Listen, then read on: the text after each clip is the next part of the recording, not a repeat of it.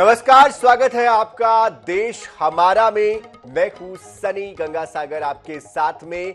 इस बुलेटिन में आपको दिखाएंगे देश प्रदेश की दिन भर की वो बड़ी और महत्वपूर्ण खबरें जो सुर्खियों में छाई रही। लेकिन शुरुआत करेंगे सबसे पहले प्रधानमंत्री नरेंद्र मोदी से जुड़ी खबर से। प्रधानमंत्री अमेरिका के दौरे के लिए रवाना हो चुके हैं। अमेरिका के एंड्रयूज एयरफोर्स बेस पर उनके लिए रेड कारपेट बिछाया जाएगा। प्रोटोकॉल के मुताबिक उन्हें अमेरिकी सरकार के अधिकारी रिसीव करेंगे। पीएम मोदी के स्वागत में भारतीय मूल के लोग भी वहां मौजूद रहेंगे। पीएम मोदी की ये अमेरिका की पहली राजकीय यात्रा है। ये कई मायनों में बेहद खास है।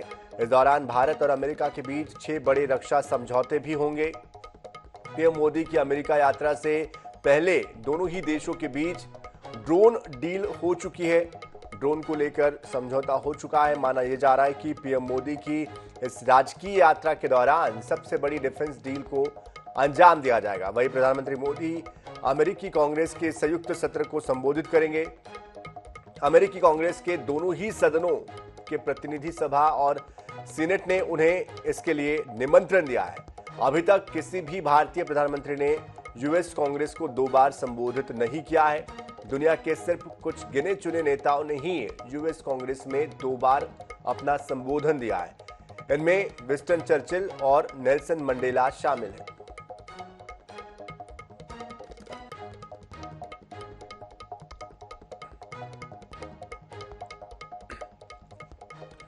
ओडिशा के पुरी में भगवान जगन्नाथ की रथ यात्रा निकाली गई और सबसे आगे भगवान बलभद्र का रथ तालध्वज रहा और उनके पीछे देवी सुभद्रा का रथ दर्पदलन रहा। आखिर में भगवान जगन्नाथ का रथ रहा, जिसे कि नंदी घोष या गरुड़ ध्वज के नाम से जाना जाता है। परंपरा के मुताबिक भगवान बलभद्र, सुभद्रा और जगन्नाथ के रथ करीब 2.5 से 3 किलोमीटर दूर गुंडीचा मंदिर तक जाते हैं। यात्रा में शामिल लोग रस्सियों के सहारे इन रथों को खींचते हैं। गुंडीचा मंदिर को भगवान की मौसी का घर भी माना जाता है और इसीलिए रथ यात्रा को गुंडीचा यात्रा कहते हैं। वहीं गुजरात के अहमदाबाद में भी भगवान जगन्नाथ की रथ यात्रा निकाली गई। केंद्रीय गृह मंत्री अमित शाह ने अहमदाबाद के जगन्नाथ मंदिर में अपने परिवार समेत मंगल आरती भी की। तो पूरे देश भर में जगन्नाथ यात्रा की जो धूम थी वो देखते ही बन रही थी। देश के तमाम अलग अलग हिस्सों से प्रभु जगन्नाथ की यात्रा निकाली गई, जिसमें बड़ी संख्या में श्रद्धालु शामिल हुए और रथ को भी उन्होंने खींचा। तो पूरे देश के साथ छत्तीसगढ़ में भी भगवान जगन्नाथ की रथ यात्रा धूमधाम से निकाली गई। राज्यपाल विश्वभूषण हरिचंदन और सीएम भूपेश बघेल राजधानी के गायत्री नगर स्थित जगन्नाथ मंदिर पहुंचे। इस आयोजन में वो शामिल हुए। सीएम ने मंदिर में दर्शन कर छेरा पहरा की रस्म अदा की और गर्भगृह से प्रतिमाओं को सिर पर विराजित करके रथ तक लेकर आए। इस मौके पर मुख्यमंत्री ने प्रदेशवासियों की सुख समृद्धि और अच्छी बारिश की कामना की।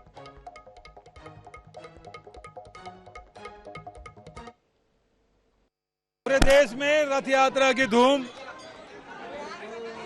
उड़ीसा में पुरी में भगवान जगन्नाथ की रथ यात्रा निकली है और चूंकि हमारे उड़ीसा और छत्तीसगढ़ पड़ोसी राज्य है और भगवान जगन्नाथ की यात्रा शहरों में, गांवों में बहुत ही श्रद्धापूर्वक निकाली जाती है। तो आज भी भगवान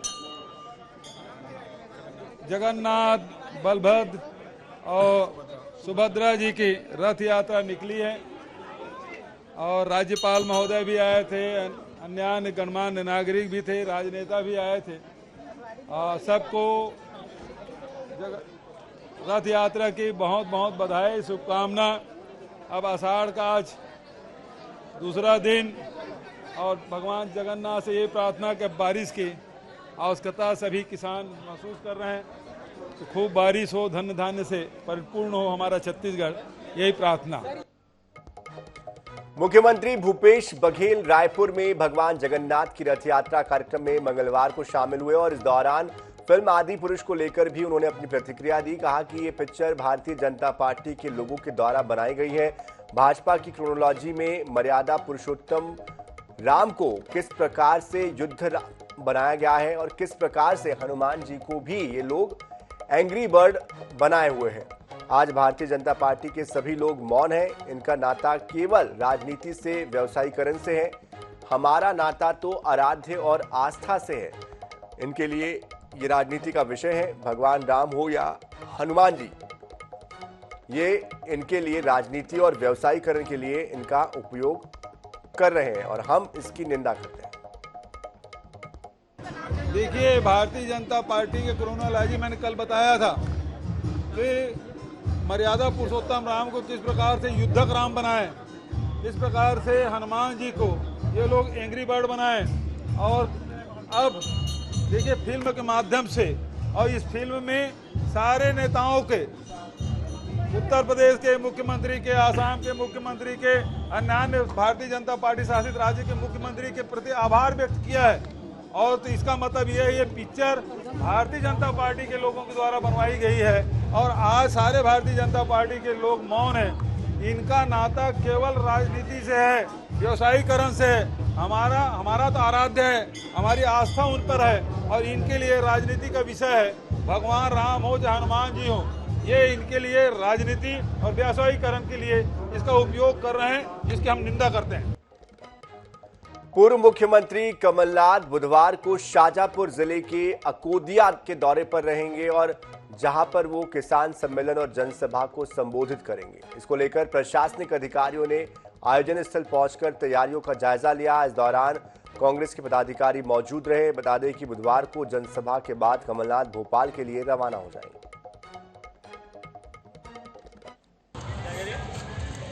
हमारे नेता, प्रदेश के भावी मुख्यमंत्री माननीय कमलनाथ जी 21 तारीख को प्रातः 10 बजे उनका हेलीकॉप्टर यहाँ लैंड कर जाएगा कोदिया। उसके बाद 10:15 से लेकर 11:45 तक बालाजी गार्डन में सेक्टर, मंडल, प्रकोष्ठ और विभागों की बैठक रहेगी। हाँ, अभी 2 दिन बाद हमारे अकोदिया नगर क्षेत्र में हमारे भूतपूर्व मुख्यमंत्री आदरणीय कमलनाथ जी का आगमन है। उसके लिए हमारी पुलिस फोर्स पूरी तरह से चाक चौबंद है। सभी तरह की चेकिंग लगाना, मार्ग व्यवस्था लगाना, कार्यक्रम स्थल और उसके अलावा भी सामंजस्य बिठा के नागरिकों की तो असुविधा न हो, उसके लिए हम लोग प्री प्लानिंग ड्रिल कर रहे हैं। उसके अंतर्गत जो भी व्यवस्था लगाई जाएगी उसका प्रचार प्रसार किया जाएगा। इस साल के अंत में देश भर के 5 राज्यों में विधानसभा के चुनाव होने जा रहे हैं और इसको लेकर भाजपा हाईकमान ने एक बड़ी रणनीति तैयार की है। कर्नाटक में मिली हार के बाद अब बीजेपी सीएम के चेहरे को आगे ना करते हुए स्थानीय मुद्दों और सामूहिक नेतृत्व में चुनाव लड़ने पर फोकस करने जा रही है। इस पर अब प्रदेश में सियासी बयानबाजी भी शुरू हो गई है।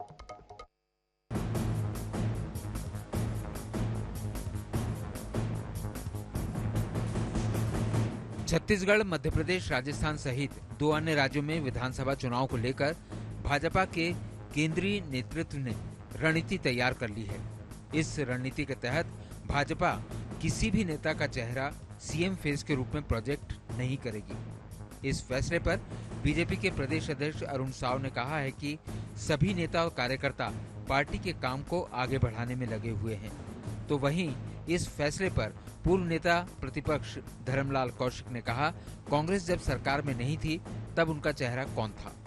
देखिए, चेहरा कोई कौन होगा कि नहीं होगा, ये निर्णय करने का काम पार्लियामेंट्री बोर्ड का है। बोर्ड तय करेगा, लेकिन भारतीय जनता पार्टी का एक एक कार्यकर्ता पूरी ताकत से, पूरी मुस्तैदी से चुनाव की तैयारी में जुटा हुआ है। भारतीय जनता पार्टी का झंडा लेकर, कमल निशान लेकर। बार बार इनका ये रहता है कि चेहरा कौन होगा। आपको भी मालूम है कि कांग्रेस जब सरकार में नहीं थे तो उनका चेहरा कौन था और उसके बाद में कितने चेहरे आए और 2.5 साल का कैसा उनका हश्र हुआ है। इसलिए मुझे कहने की आवश्यकता नहीं है। बीजेपी में एक से एक चेहरे हैं, बहुमत आएंगे। हमारा बैठक होगी विधायक दल का, उसमें चेहरा तय हो जाएगा। हमको 2 मिनट नहीं लगेगा और 2 मिनट नहीं लगेगा कि हमको इंतजार करना पड़े। भारतीय जनता पार्टी द्वारा सामूहिक नेतृत्व में चुनाव लड़ने के निर्णय पर सीएम भूपेश बघेल ने केंद्र सरकार पर निशाना साधते हुए कहा कि अरुण साव को भी लगता है कि अब मोदी का असर कम हो गया है, इसीलिए अब वो योगी के रास्ते पर चलना चाह रहे हैं और बुलडोजर चलाना चाहते हैं। बीजेपी खुद स्वीकार कर चुकी है, अब मोदी का असर कम होते जा रहा है। पहले भी मैं बताया, अरुण साव जी मोदी का असर उन पे कम हो गया, इस कहां से योगी के रास्ते पे चलना चाह रहे हैं और वो बुलडोजर चलाना चाहते हैं। तो भारतीय जनता पार्टी खुद स्वीकार कर चुके हैं कि अब मोदी का असर कम होते जा रहा है। विधानसभा चुनाव को कुछ ही महीने बाकी हैं। ऐसे में चेहरे और मुद्दे काफी अहम हो जाते हैं। बहरहाल अब देखने वाली बात होगी कि जनता किसके चेहरे और किस मुद्दे पर अपना वोट डालती है। रायपुर से INS 24/7 के लिए स्वप्निल गौरखेड़े की रिपोर्ट। हालांकि बीजेपी की कोशिश यही है कि जहां पर उनकी सरकार है वहां पर जो सीएम है उनके चेहरे को आगे रखा जाए। जैसे मध्य प्रदेश में सीएम शिवराज सिंह चौहान है, ठीक उसी तरह मध्य प्रदेश के अलावा जो बाकी राज्य है वहां पर भी यही रणनीति लेकर वो चलना चाहते हैं। बहरहाल देखना ये होगा कि आगे क्या इस रणनीति में कोई बड़ा बदलाव होता है। INH हरी भूमि के खास कार्यक्रम संवाद 2023 21 जून को सतना में यह कार्यक्रम होने जा रहा है, जिसमें कि प्रदेश के श्रम और खनिज मंत्री ब्रजेंद्र प्रताप सिंह, बीजेपी के वरिष्ठ नेता और पूर्व मंत्री राजेंद्र शुक्ल, कांग्रेस के वरिष्ठ नेता और पूर्व मंत्री मुकेश नायक सहित प्रदेश और विंध्य क्षेत्र के दिग्गज नेता शिरकत करेंगे। संवाद में INH 24/7 हरी भूमि के प्रधान संपादक डॉक्टर हिमांशु द्विवेदी प्रदेश विंध्य और सतना के विकास को लेकर खास चर्चा करेंगे। मध्य प्रदेश के विंध्य क्षेत्र का प्रवेश द्वार कहा जाने वाला सतना शहर, जो पूरी दुनिया में मैहर के मां शारदा मंदिर और चित्रकूट के लिए पहचाना जाता है, उसी सतना में INS 24/7 हरी भूमि 21 जून को करने जा रहा है अपना विशेष कार्यक्रम संवाद 2023।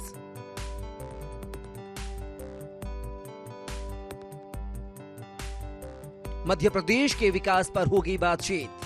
प्रदेश सरकार के मंत्री ब्रजेंद्र प्रताप सिंह से होगी बात। विंध्य के विकास पर भी होगा संवाद। पूर्व मंत्री राजेंद्र शुक्ल बताएंगे विंध्य के विकास का रोड मैप। सतना के विकास पर भी होगा स्पेशल फोकस। सांसद गणेश सिंह और महापौर योगेश ताम्रकार रखेंगे विचार। सत्ता पक्ष के साथ ही विपक्ष के नेताओं से भी होगी चर्चा। पूर्व मंत्री मुकेश नायक रखेंगे विपक्ष का पक्ष। INH हरी भूमि के प्रधान संपादक डॉक्टर हिमांशु द्विवेदी पूछेंगे सवाल। INH हरी भूमि के कार्यक्रम में आने वाले मेहमान संवाद 2023 को लेकर उत्साहित हैं। सभी को भरोसा है कि कार्यक्रम में विकास पर सार्थक चर्चा होगी।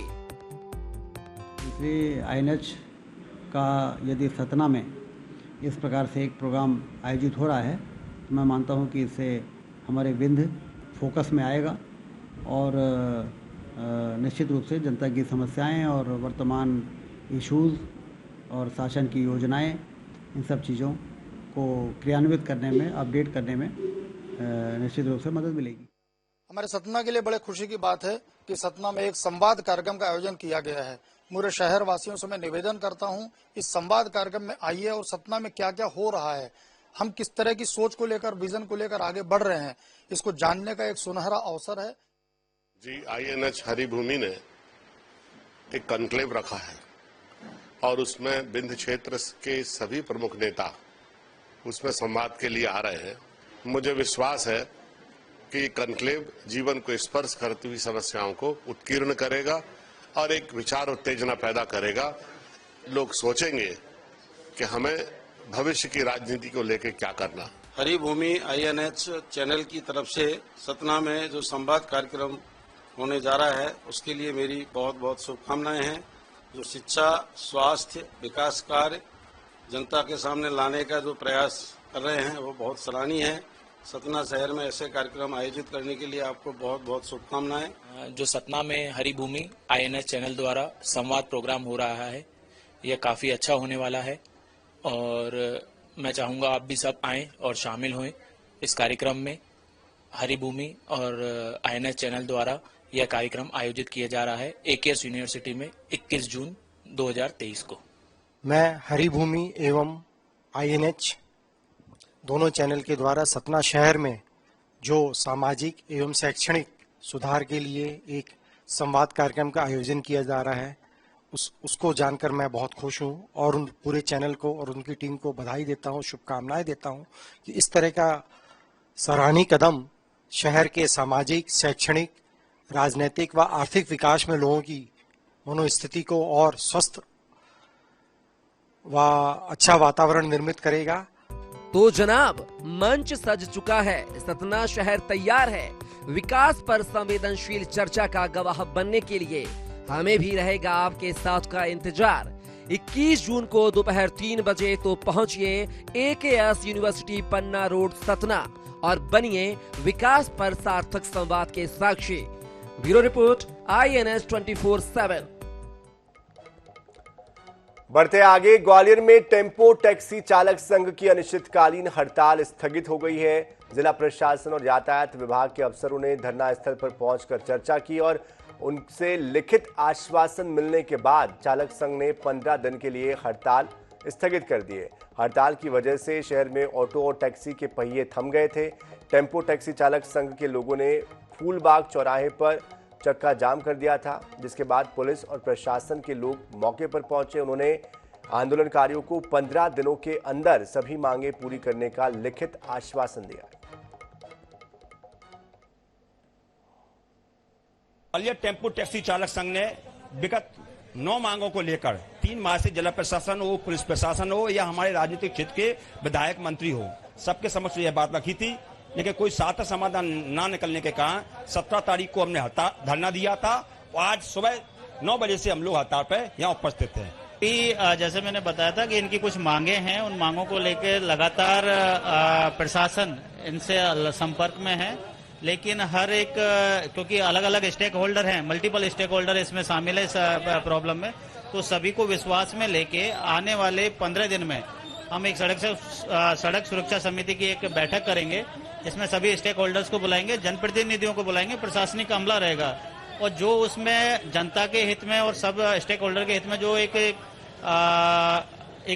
समग्र जो एक सॉल्यूशन होगा उसको निकालने की हम कोशिश करेंगे।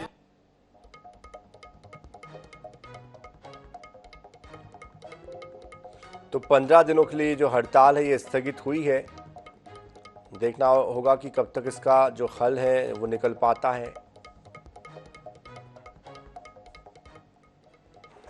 चुनावी साल में सोमवार से बीजेपी का घर घर संपर्क महाअभियान शुरू हो गया है, जो कि 30 जून तक चलना है और लगातार चल रहे कार्यक्रमों से पार्टी के नेता और कार्यकर्ता भी हलाकान जरूर हो चुके हैं, लेकिन पार्टी हित में बेचारे सब कुछ छोड़कर फिलहाल जीत के लिए जुटे हुए हैं। केंद्र की नरेंद्र मोदी सरकार के 9 साल पूरे होने पर बीजेपी प्रदेश में 30 मई से 30 जून तक विशेष जनसंपर्क अभियान चला रही है। इसी कड़ी में 20 से 30 जून तक प्रदेश के 65,000 बूथों पर 10 दिन घर घर संपर्क अभियान चलाया जा रहा है।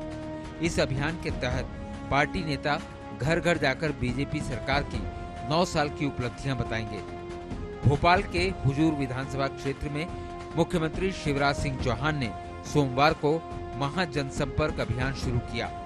सीएम ने विधायक रामेश्वर शर्मा के साथ लाल घाटी स्थित नंदीश्वर दीप जिनालय बूथ नंबर 45 से जनसंपर्क की शुरुआत की।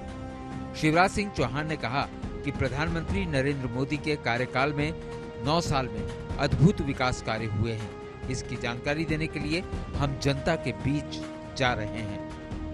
आज महाजनसंपर्क अभियान भारतीय जनता पार्टी का प्रारंभ हुआ है। मैं भी रामेश्वर जी के साथ महाजनसंपर्क अभियान में आज निकला हूं। मोदी जी की सरकार के, मोदी जी के 9 साल बेमिसाल है। 9 साल में देश बदला है, जनता की जिंदगी बदली है।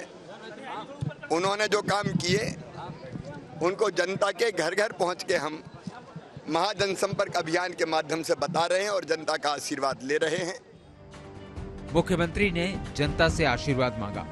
बीजेपी के महासंपर्क अभियान को कांग्रेस ने चोरी का अभियान बताते हुए कहा कि पार्टी घर घर जाने की हिम्मत तो करे, जनता इनको धिक्कारेगी। भारतीय जनता पार्टी के नेतागण घर घर जाने वाले, ये काम कांग्रेस पार्टी कमलनाथ जी के नेतृत्व में साल भर पहले कर चुकी घर घर चलो अभियान। आज भारतीय जनता पार्टी हिम्मत तो करे घर घर जाने की, हर जगह जो है जनता धिक्कारेगी, क्योंकि जनता को आपने 3 साल में इतना सताया है। चुनावी साल में बीजेपी में लगातार बैठकों का दौर जारी है। नेता लगातार दौरे कर रहे हैं। नेताओं के साथ बीजेपी के कार्यकर्ता भी लगातार होने वाले कार्यक्रमों से हलाकान हैं। चुनावी साल में लगातार हो रहे इस तरह के कार्यक्रमों से पार्टी को कितना फायदा होगा ये तो पता नहीं। फिलहाल नेताओं और कार्यकर्ताओं की जान जरूर आफत में नजर आ रही है। भोपाल से सनी मालवीय की रिपोर्ट। प्रदेश का सबसे सर्वश्रेष्ठ और ग्राहकों का 66 सालों से भरोसा अनूप चंद त्रिलोकचंद ज्वेलर्स 20 जून को अपनी 66वीं वर्षगांठ मना रहे हैं और एटी ज्वेलर्स हमेशा से ही अपने ग्राहकों के भरोसे पर खरे उतरे हैं। यही वजह है कि ये पूरे मध्य भारत का लोकप्रिय ब्रांड है। एटी ज्वेलर्स ने अपनी वर्षगांठ के मौके पर सभी ग्राहकों के प्रति आभार व्यक्त किया।